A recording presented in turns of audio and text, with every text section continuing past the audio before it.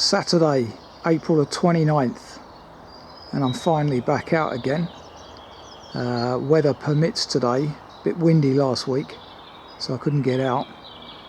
But as you can see, I'm back in Sussex, about to undertake an 11.5 miler from Southease to Seaford on sea. Last undertaken 13 years ago next month, and this was one of those that I had to do in 2 parts, upload onto YouTube in 2 parts back in the day, so it's in dire need of an update and making into 1 part. Got a reasonable day today, no rain forecast, around 16 degrees with a bit of a southeasterly breeze, a little bit stronger than I was anticipating. I can feel it already, so up on the tops it'll be probably a bit worse, so hopefully there won't be any interference on commentary. But the sun's out, so that's the main thing. Now this walk has changed dramatically since I did it 13 years ago, when it was a Lewes to Seaford walk of around 16 mile I recall. So now, starting here at the remote station of Southease, I initially do a circular of Rodmell and then come back and get up onto the tops. So yeah, let's get cracking and see what awaits. This is book 2, walk 26. Clock on the wall says 12:20, so I expect to be done by around 6-ish. And as you can see, straight out of the station onto the South Downs Way. View back to where I will be later, ascending that height there. Familiar terrain, one of my favourite areas of South Downs, but not on a Saturday. Unfortunately, there are quite a lot of people around today, albeit that Brighton are playing at home, so they probably pulled a few in, but not enough for my liking.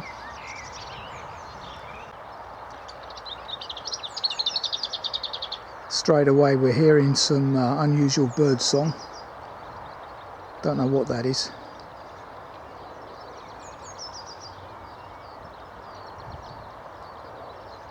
Yeah, remains a mystery. First pile of rubbish dumped of the day. Crossing over the Lewes.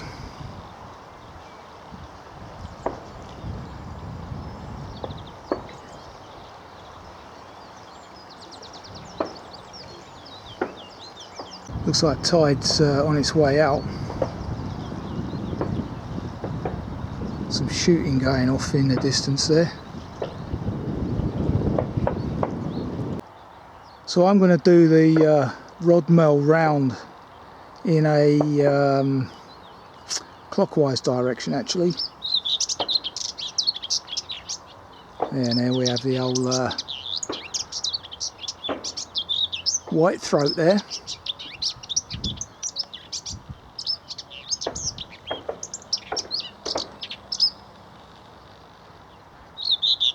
Unusually visible.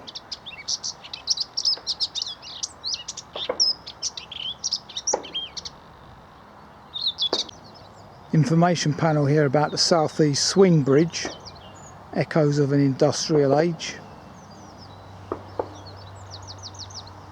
Filmed that on a couple of occasions in the past. Not much change really, I guess, even over 13 years. One thing that definitely has changed over the last 13 years is cyclists. They are everywhere.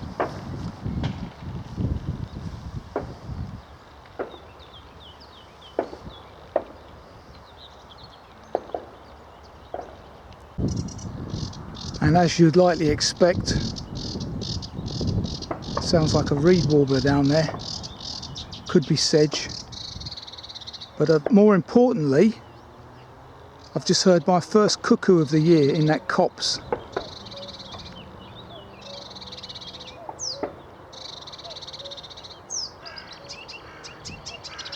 Hopefully you can hear that above the gunshots.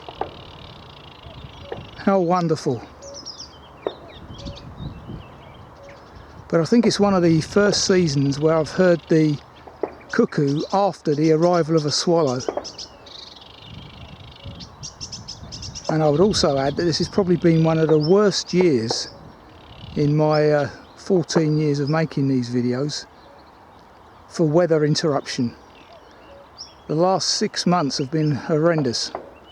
Never had so many disturbances due to the weather. So there's definitely something going on.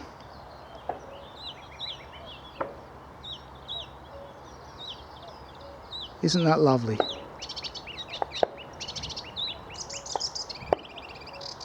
Fantastic. I'd also add that I've seen a couple of house martins in the week, my first of the season as well, up home. But that's again unusual to have them arrive after the swallows.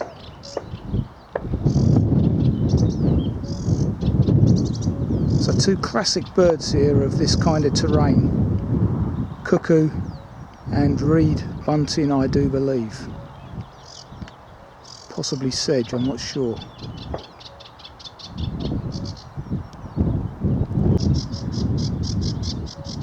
Sorry, I meant reed warbler. Could of course be something totally different, I'm not sure.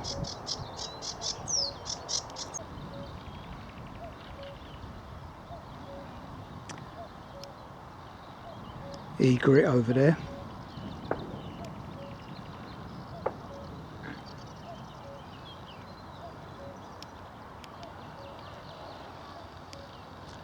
I'm walking north now towards Lewes.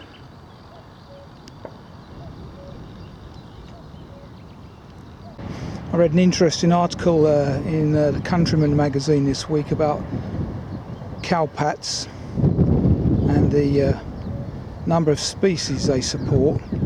They are obviously at the very base of the food chain, so as more veganism spreads and less cattle are eaten, so there are less cowpats in the fields. Not that that worries me too much. Less cattle is not a bad thing, but the food chain that these things support is incredible, and that's why the number of birds is dropping off, etc, etc, because of the reduction in cowpats. And of course many cows are often kept in barns these days, so there's zero cowpats out in the fields. So although I'm not a great fan of cattle, their cowpats do serve a very important purpose, clearly. Railway's just over on my right. That's the Seaford to Lewes line. Talk of the devils, making use of the wall to have a good old scratch. And that post.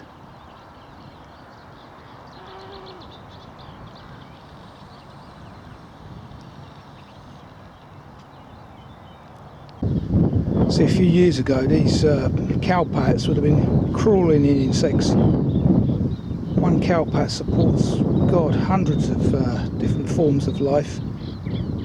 But one of the problems also is that a lot of the feed they eat these days has got an anti-worming content in it, which obviously means the worms don't come out in their dung.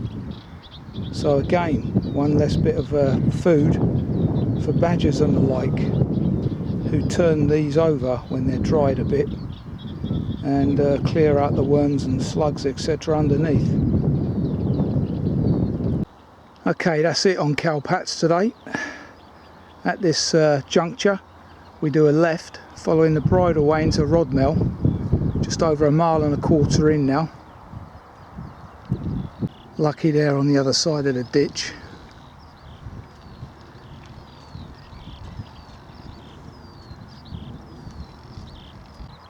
Decent vista back to where I've got to go later after lunch. That copse on top of that hill is my destination from memory. And this one I do recall, certainly not this bit because this is new, but the rest of the walk I seem to remember quite well. Decent view on my right here, and as you can see on the top, the old rape's in flower. Very high hay fever levels at the moment for those that suffer. Fortunately I don't. Lewes Castle just visible in the distance there.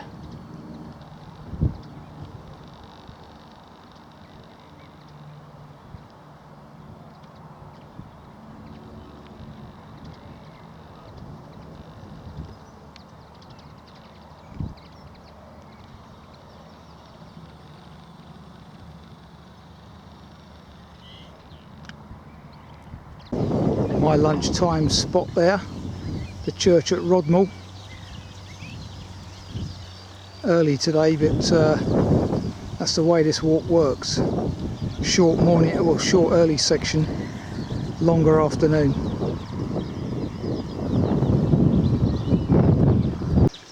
Passing Rodmell sewage works. Approaching the National Trust's Monk's House, which you can search online for. There is the Monk's House.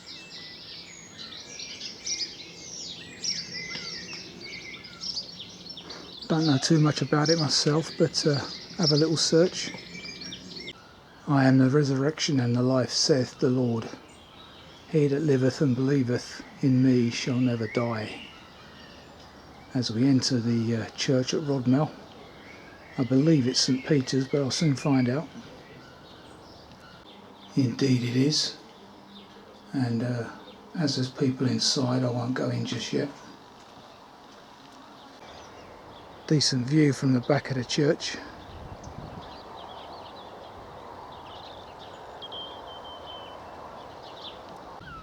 And a quieter, more modern seat here that I shall occupy.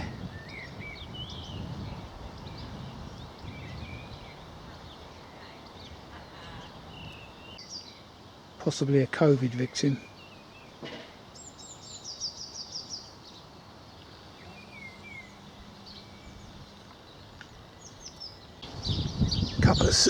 Couple of seats here in the grounds of the school next door.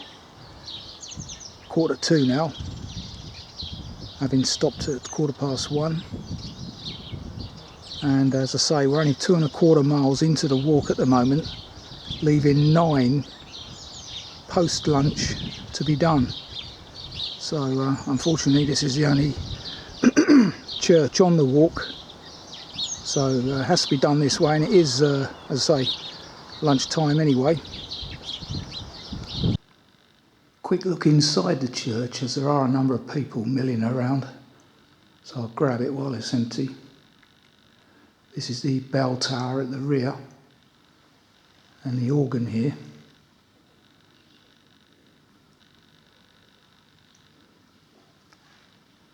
Plenty of leaded windows. Wonderful.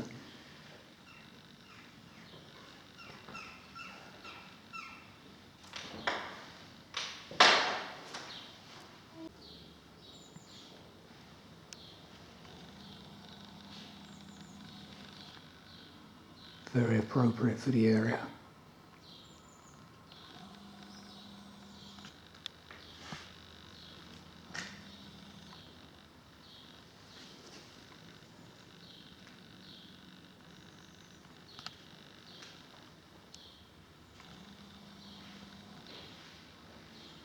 Clearly a big wig to get buried inside the church.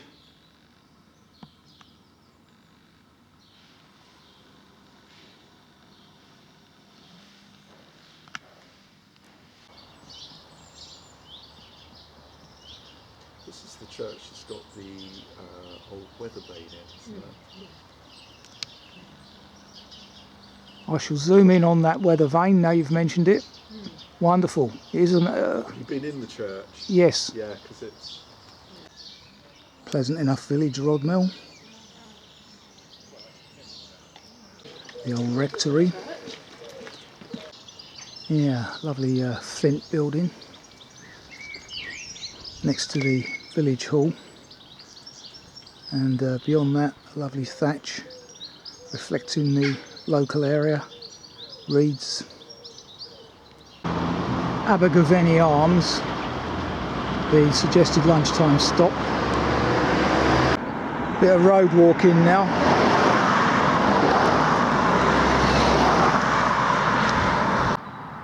As we leave Rodmell behind us. Decent vista.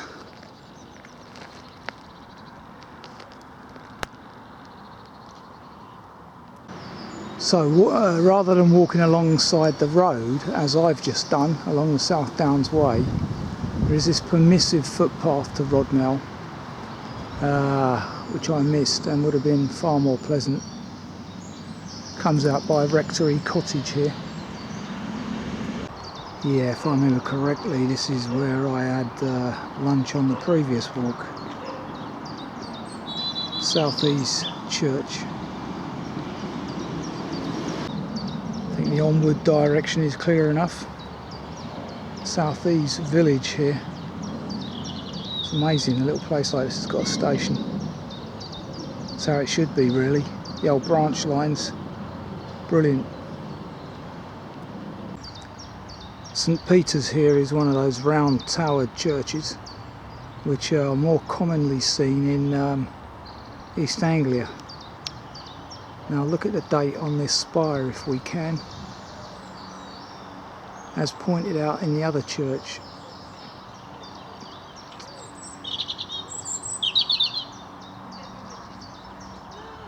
Wonderful. Can't actually read that myself. Sun's in my eyes.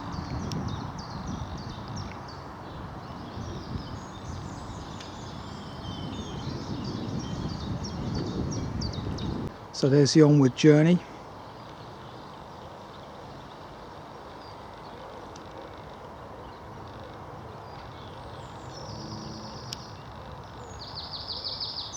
And as forecast, it's turned into a cracking afternoon. Back at Southease again and crossing the line. So we now pass Itford Farm on the map next to the busy A26 and use this bridge to go over the said road. The ascending part of the walk now takes place. Youth hostel over there, Southease, with its pods, and camping outside now I notice. Wonderful aroma of rape here.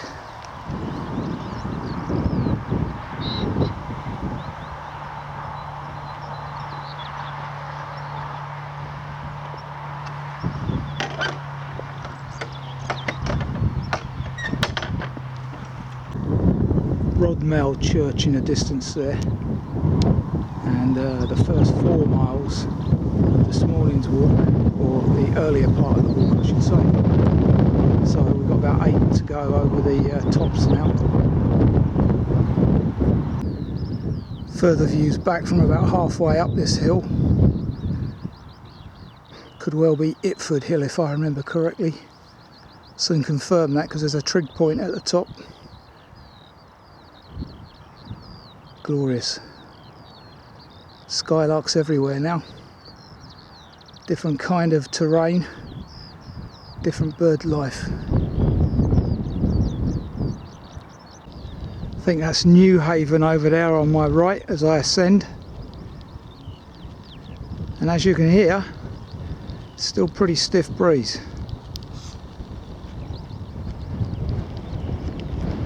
Looking along the Ouse now towards Lewes.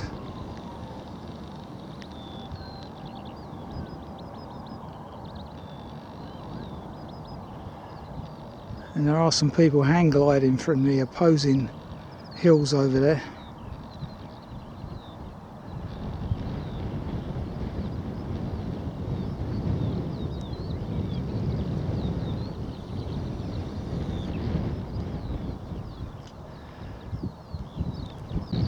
Okay, this trig point near Red Lion Pond on the map, with a bit of old rusty plough nearby, is 164 metres, which ties in very nicely with my 516 feet on my altimeter.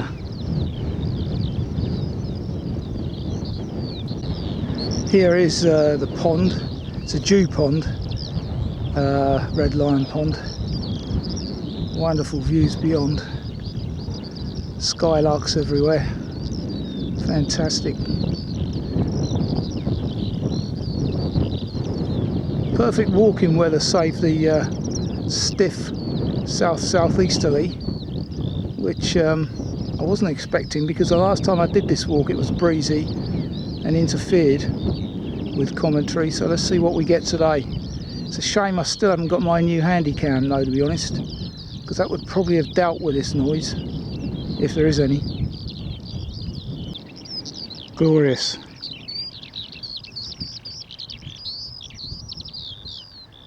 These skylarks make it so relaxing up here.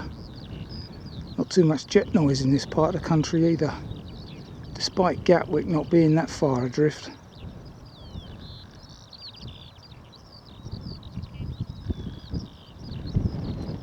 There's a sheep there that's got caught up in some bramble that's hanging from his coat at the top and back. Not a lot I can do with it. I've got my secateurs, but don't think they'll help in this instance.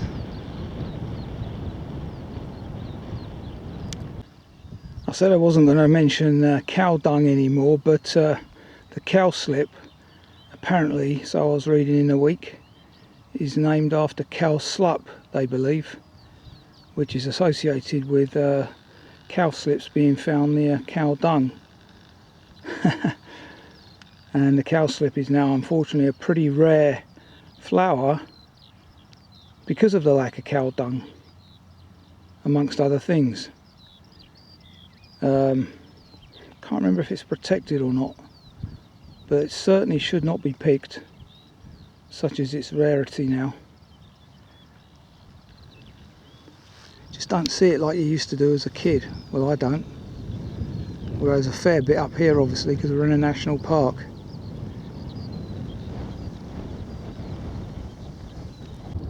So, just ahead of the radio masts at Itford Hill, which is around 600 foot up, we take a right here, public bridleway. In times past and on previous walks, I've come up that hill. Can't remember which walk, but several.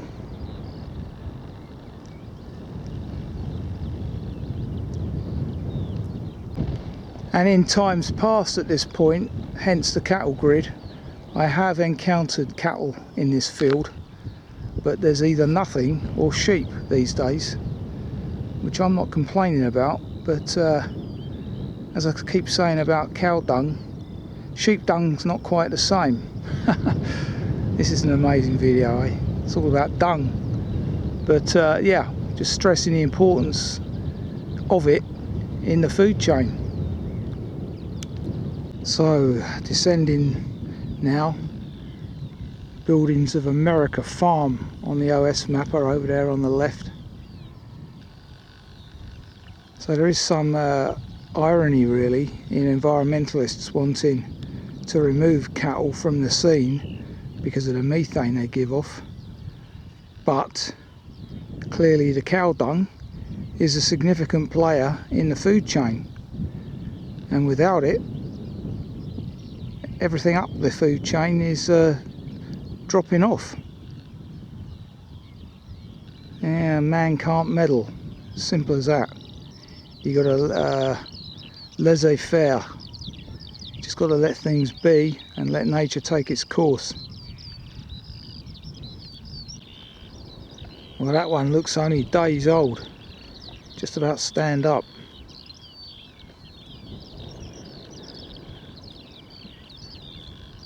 And its brother or sister nearby. Mum's in this field on her own, don't know how she got in here.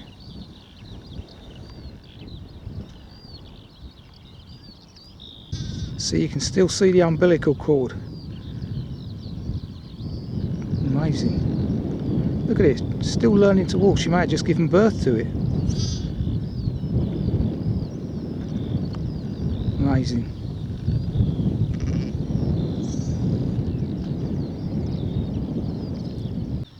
The interestingly named America Farm over there on the map. And this part of the walk is a lot quieter, away from the South Downs path. People don't seem to be as adventurous, so pretty much got it to myself now, thankfully. Glorious. Wind's dropped a bit as well now that we're descending. In fact, that farm is Blackcap Farm. I've just passed America Farm. That's Blackcap Farm on the map. Appropriately named, no doubt. Looking back towards Bedingham Hill, whence I've come. America Farm buildings there. Blackcap Farm. Wonderful.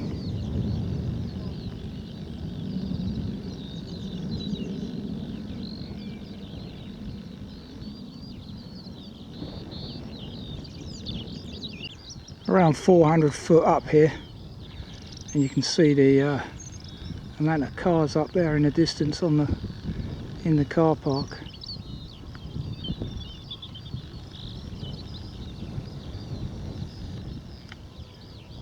Let's get some nice outcrops of gorse appearing now. A particularly large one over there in the distance.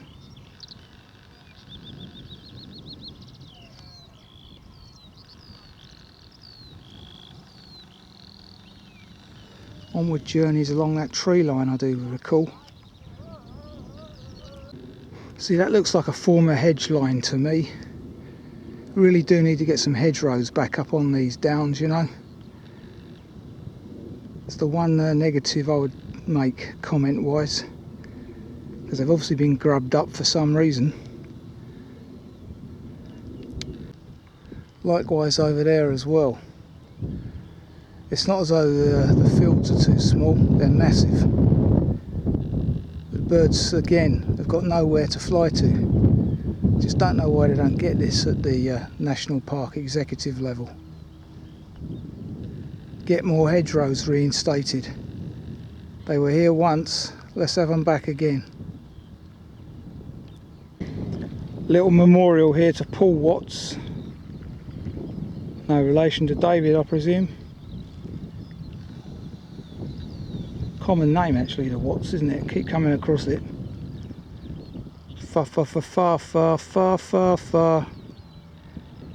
So we're on the edge of Gardener's Hill here.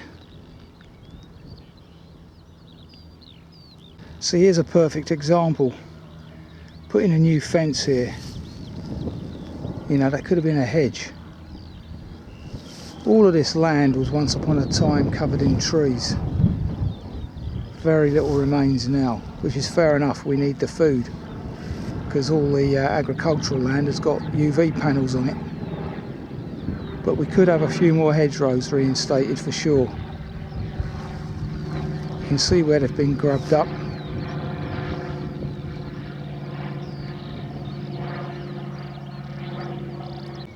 So we're now on the edge of Newhaven, and at this three-way junction, well, it's actually a crossroads, we take a left here.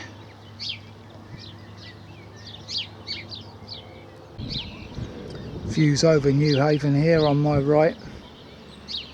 Don't take this path, by the way.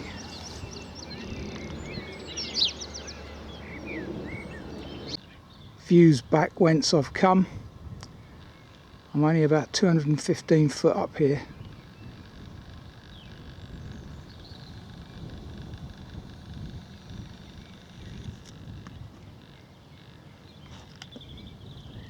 So there we have the English Channel. Beyond this very mature field of rape. Splendid field of rape. about chest high, excellent condition, unlike some I've seen today, i.e. here, very patchy. Bishopstone church in the distance there, with Seaford just in to view.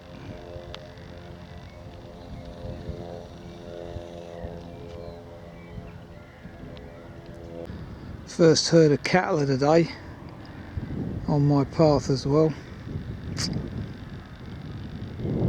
Talking of cow dung earlier. Yeah, there are the beasts. Well, that passed off without incident, thankfully. Don't know if they're Jerseys. A bit more placid than the black and white Friesians. Probably because they're happy chomping on the grass, and they've got plenty of room out here on the downs. Happier beasts. Just saw some linnets on top of this bush, but as soon as I pointed the camera at them, of course they flew off. Good to see though. Attractive little hamlet of Bishopstone.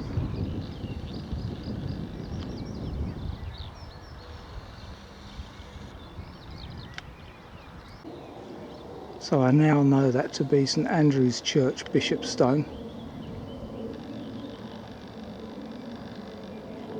And I won't be going inside it because I'm not going near enough to it. I've diverted off the GPX track slightly.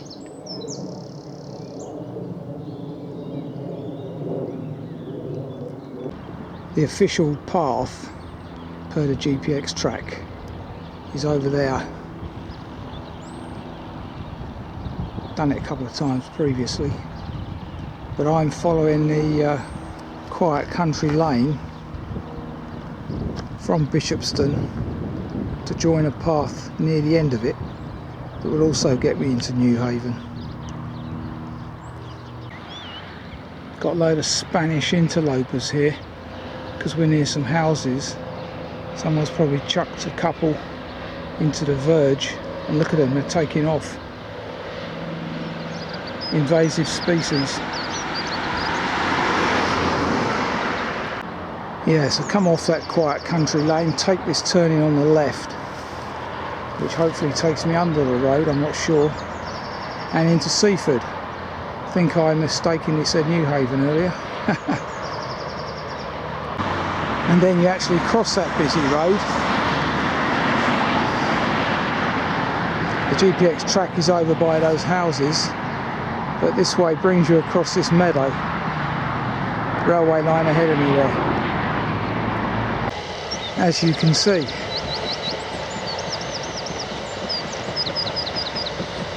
Southern region. We do pass Bishopstone station here. If you don't fancy walking all the way to Seaford, which isn't that far on.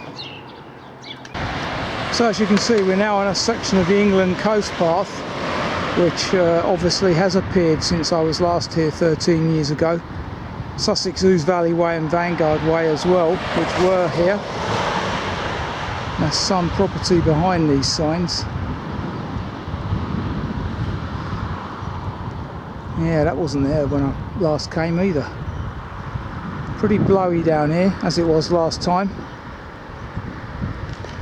Very decent afternoon otherwise, mind you.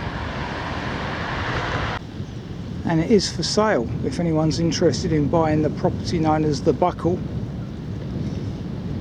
I wonder how much that is. The Buckle, Seaford. Haven't been down to the coast for a long time. Probably the Margate walk might have been the last one I did. Can't remember. But that's Transmanche ferries, who I haven't heard of. Don't know where they sail from. Possibly Newhaven to Dieppe, don't know. Typical stony beach here, typical of many of these southern resorts. Still, one brilliant aspect, no wind farms. Fantastic. Ahead of us, the chalky path that I've also walked previously, can't remember where from, bringing us to Seaford.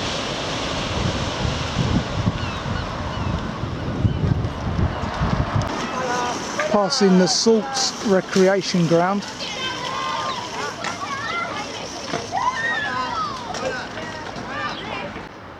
So just gone 5:30, 11.7 miles later, 4 hours 23, and a very nice walk that was.